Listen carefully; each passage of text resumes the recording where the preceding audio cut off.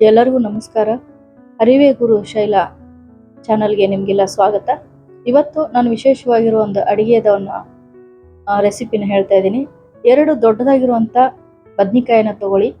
ಇದಕ್ಕೆ ಮೇಲಿನ ಸಿಪ್ಪೆ ಇದೆಯಲ್ಲ, ಮುಳ್ಳಿರುವಂಥದ್ದು, ಅದನ್ನು ಸಿಪ್ಪೆನ ಬಿಚ್ಕೊಂಡು ಇದಕ್ಕೆ ಅಡಿಗೆ ಹಾಕೋ ಎಣ್ಣೆನ ಪೂರ್ತಿ ಸವರಿ ಬಿಟ್ಟು ಇದನ್ನು ಸಣ್ಣ ಉರಿಯಲ್ಲಿ ಗ್ಯಾಸ್ ಮೇಲೆ ಈ ಥರ ಕಾಯಕ್ಕೆ ಇಡಬೇಕು. ಹಾಗೆ ಇನ್ನೊಂದು ಬದನೆಕಾಯಿನ ಸಿಪ್ಪೆನೆಲ್ಲ ತೆಗೆದ್ಬಿಟ್ಟು ಅದಕ್ಕೂ ಕೂಡ ಇದೇ ರೀತಿ ಎಣ್ಣೆನ ಫುಲ್ ಸವರಿ ಮತ್ತೆ ಅದನ್ನು ಕೂಡ ಈ ಥರ ಕಾಯಕ್ಕೆ ಇಡಬೇಕು. ಸುಡ್ತಾ ಇರಬೇಕು, ಮೇಲಿನ ಸಿಪ್ಪೆ ಸುಡ್ತಾ ಇರಬೇಕು.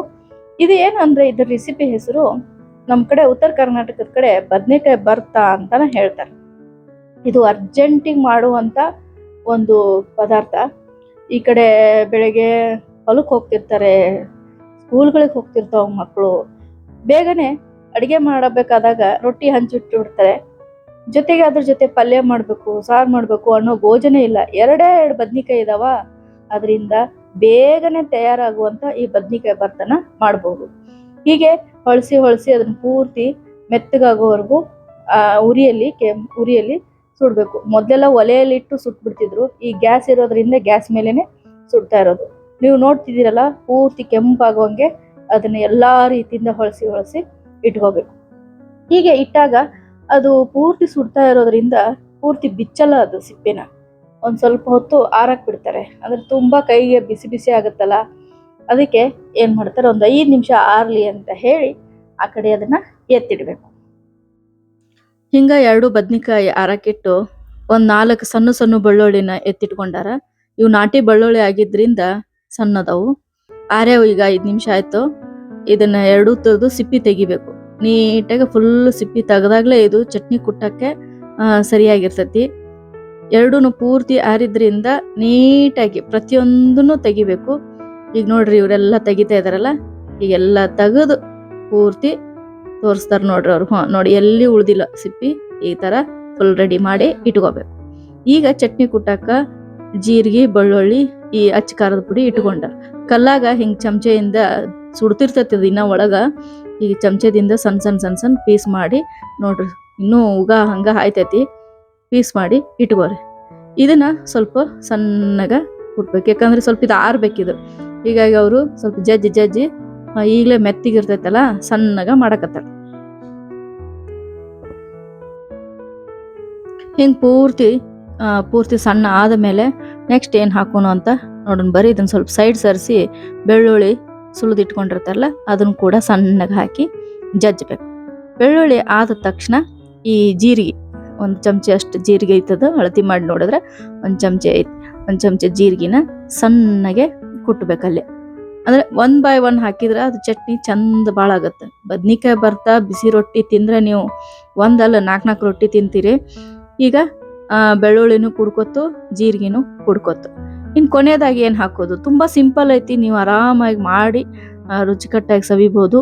ಇನ್ನು ಅಚ್ಚ ಖಾರದ ಪುಡಿ ಎತ್ತಿಟ್ಕೊಂಡಿದ್ರಲ್ಲ, 1 ಚಮಚೆ, ನಿಮ್ಗೆ ಎಷ್ಟು ಖಾರ ಬೇಕೋ ಅಷ್ಟು ಖಾರನ ಹಾಕೊಳ್ರಿ.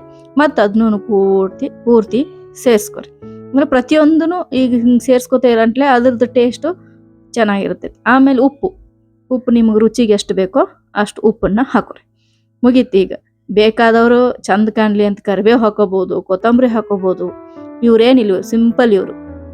ಅಂದ್ರೆ ಅರ್ಜೆಂಟಿಗೆ ಅಲ್ಲಿ ಗಂಡ್ಮಕ್ಳು ಹೊರಗೆ ಊಟಕ್ಕೆ ರೆಡಿ ಆಗಿರ್ತಾರ, ಹೊಕ್ಕಿರ್ತಾರ, ಅಂಗಡಿ ಹೊಲ ಮನೆಗೆ ಅಂತ ಹೊಕ್ಕಿರ್ತಾರ, ಎಲ್ಲ ಅಲಂಕಾರ ಮಾಡಿ ಕೂತ್ಕೊಳ್ಳೋದಿಲ್ಲ ಇವರು. ಹೆಂಗಿರ್ತೈತೆ ಹಂಗೆ ಮಾಡಿ ಎದ್ದು ಬಿಡ್ತಾರ. ಹೀಗಾಗಿ ರುಚಿಕಟ್ಟಾಗಿರುವಂಥ ಬದ್ನಿಕಾಯಿ ಭರ್ತಾ ಫುಲ್ ರೆಡಿಯಾಗಿದೆ ನೋಡ್ರಿ. ಎಲ್ಲ ಮಿಕ್ಸ್ ಆಗಿರುತ್ತೆ, ಚೆನ್ನಾಗಿ ಕಲ್ಲಿನಾಗ ಅರೆದು ಬಿಡ್ತಾರ ಅವ್ರು. ಹಿಂಗೆ ಪೂರ್ತಿ ಅರಿದಾದ್ಮೇಲೆ 1 ಚಮಚೆ ಇಲ್ಲ ಎಲ್ಲನೂ ಸರಿಯಾಗಿ ಒಂದು ಕಡೆ ಸೈಡ್ ಇಟ್ಕೊಂಡು ಇನ್ನೇನು ಮುಗೀತಲ್ಲ ಚಟ್ನಿ, ಬಳದು ತೆಗಿಬೇಕು. ಪ್ರತಿಯೊಂದೂ ನೀಟಾಗಿ ಬಳದು ಒಂದು ಬಟ್ಲ ತುಂಬಿ ಇಟ್ಕೋತಾರೆ ನೋಡ್ರಿ. ಹಿಂಗೆ ಬಟ್ಲ ತುಂಬಿ ಅವರು ಇಟ್ಕೋತಾರೆ. ಈಗ ಬದ್ನಿಕಾಯಿ ಭರ್ತಾ ನಿಮ್ಗೆ ಊಟ ಮಾಡೋಕ್ಕೆ ಫುಲ್ ರೆಡಿ ಇದೆ ಅಂತಲೇ ಹೇಳ್ಬೋದು. ತುಂಬ ರುಚಿಕಟ್ಟಾಗಿರುತ್ತೆ. ನೀವು ಒಂದ್ಸಲ 2 ಬದ್ನಿಕಾಯಿ ಸಾಕು ಇದನ್ನು ಮಾಡೋಕ್ಕೆ. 2 ಬದ್ನಿಕಾಯಿ ಇದ್ರೆ ಅದನ್ನು ಸುಟ್ಟುಬಿಟ್ಟು ಈ ಥರ ಭರ್ತಾ ಮಾಡಿ ಕೊಡ್ರಿ. ಮಕ್ಕಳಿಗೆ ಸುಳ್ಳಿ ಸುತ್ತಿ ಕೊಡ್ರಿ, ದೊಡ್ಡವ್ರ ರೊಟ್ಟಿ ಹಾಕಿ ಕೊಡ್ರಿ, ಭಾಳ ರುಚಿಯಾಗಿರುತ್ತೆ. ಇನ್ನು ರೊಟ್ಟಿ ಮಾಡೋದು ಅಂತಂದ್ರೆ ನಿಮ್ಗೆ ಇದ್ರ ಫುಲ್ ಡೀಟೇಲ್ಸ್ ಬೇಕಂತಂದ್ರೆ ನಾನು ಕೆಳಗಡೆ ಡಿಸ್ಕ್ರಿಪ್ಷನಲ್ಲಿ ಹಾಕಿರ್ತೀನಿ. ಅವರು ಆಲ್ರೆಡಿ ರೊಟ್ಟಿ ಮಾಡಿ ಮುಗ್ಸಾಕತ್ತಿದ್ರು ಈ ಕಡೆ ಒಬ್ರು. ಹೀಗಾಗಿ ನಾನು ಎಷ್ಟಾಗುತ್ತೋ ಅಷ್ಟು ಮಾತ್ರ ತಗೊಂಡಿದ್ದೀನಿ. ರೊಟ್ಟಿನ ನೀಟಾಗಿ ಬಡಿದು ಅವರು ಬೇಯಿಸ್ತಾರೆ ಅಷ್ಟೇ. ಇದಕ್ಕೆ ರೊಟ್ಟಿ ಹಿಟ್ಟಿಗೆ ನಾವು ಜಿಗಿ ಹಾಕೋಬೇಕಾಗತ್ತೆ. ಮೊದಲು ಬಿಸಿ ನೀರು ಕಾಸಿ ಜಿಗಿ ಹಾಕೊಂಡು ಸ್ವಲ್ಪ ಹೊತ್ತು 5 ನಿಮಿಷ ನಾದಿಟ್ಟು ಆಮೇಲೆ ರೊಟ್ಟಿ ಬಡಿಯೋದಿದು.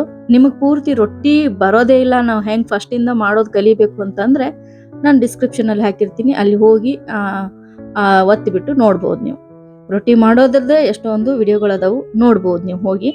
ಈಗ ರೊಟ್ಟಿ ಮಾಡಿ ಆ ರೊಟ್ಟಿ ಬಿಸಿ ರೊಟ್ಟಿ ಜೊತೆ ಈ ಬದ್ನಿಕಾಯಿ ಭರ್ತಾ ತಿಂದರೆ ಹೇಳಿದ್ನಲ್ಲ, ಒಂದು ರೊಟ್ಟಿ ತಿನ್ನೋರೆಲ್ಲ 4-5 ರೊಟ್ಟಿ ತಿಂತಾರೆ, ಅಷ್ಟು ರುಚಿಕಟ್ಟಾಗಿರುತ್ತೆ. ಪಲ್ಯ ಮಾಡ್ಬೇಕನ್ನೋದು ಏನಿಲ್ಲ ಇಲ್ಲಿ.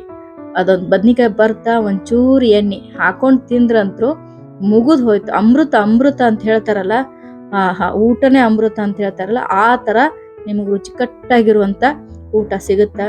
ಒಂದು ಹೊತ್ತಿಗೆ ಬಿಸಿ ರೊಟ್ಟಿ ಜೊತೆ ತಿನ್ಬೇಕಿದೆ. ಆರಿದ ರೊಟ್ಟಿಗಿಂತ ಬಿಸಿ ರೊಟ್ಟಿ ಚಪಾತಿ ಭಾಳ ಚೆನ್ನಾಗಿ ಇರ್ತೈತಿ. ಈ ರೊಟ್ಟಿಗೆ ಹಿಟ್ಟಿ ನೀರು ಹಚ್ತಾರೆ ಅವರು. ನೀರು ಹಚ್ಚಿ ಇದನ್ನ ಜೋಳದ ರೊಟ್ಟಿಗೆ ಯಾವಾಗಲೂ ನೀರೇ ಹಚ್ಚೋದು, ಎಣ್ಣೆ ಏನೂ ಬಳಸೋದಿಲ್ಲ. ನೀರು ಹಚ್ಚಿ ಅದನ್ನು ಹೊಳಿಸಿ ಹಾಕ್ತಾರೆ. ಬಿಸಿ ರೊಟ್ಟಿ ಪೂರ್ತಿ ಹೆಂಗೆ ಅನ್ನೋದು ನೀವು ವಿಡಿಯೋ ನೋಡೇ ತಿಳ್ಕೊಬೇಕು. ನಾನು ಸಿಂಪಲ್ಲಾಗಿ ತೋರಿಸ್ಬಿಟ್ಟಿದ್ದೀನಿ. ಈಗ ನೀರು ಇದು ಆರಿದ್ಮೇಲೆ ಸ್ವಲ್ಪ ಹೊಳಿಸಿ ಹಾಕ್ತಾರೆ. ಪೂರ್ತಿ ಒಂದು ರೊಟ್ಟಿ ಬೇಯಿಸೋದನ್ನು ನಾನು ಮಾತ್ರ ತೋರಿಸ್ತೀನಿ. ಹೀಗೆ ರೊಟ್ಟಿ ಆ ಕಡೆ ಒಂದು ಆಗುವಷ್ಟಲ್ಲಿ ಈ ಕಡೆ ಒಂದು ಬಡಿತಿರ್ತಾರೆ ಅವರು. ರೊಟ್ಟಿ ಪೂರ್ತಿ ರೆಡಿ ಐತಿ. ಈಗ ರೊಟ್ಟಿ ರೆಡಿ ಐತಿ, ಕಲ್ಲಾಗಿಂದ ಚಟ್ನಿ ರೆಡಿ ಐತಿ, ಅಂದ್ರೆ ಬದ್ನಿಕಾಯಿ ಭರ್ತಾ ರೆಡಿ ಐತಿ.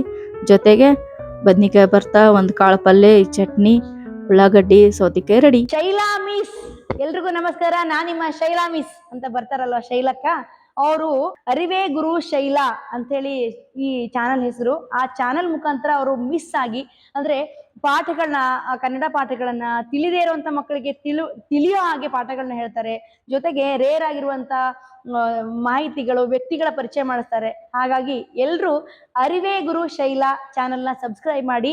ನಿಮ್ಮ ಮಕ್ಕಳಿಗೂ ಮತ್ತು ನಿಮಗೂ ಒಳ್ಳೆಯ ಮಾಹಿತಿ, ಒಳ್ಳೆಯ ಅರಿವು ಸಿಗುತ್ತೆ ಅಂತ ಹೇಳ್ತೀನಿ. ನಮಸ್ಕಾರ.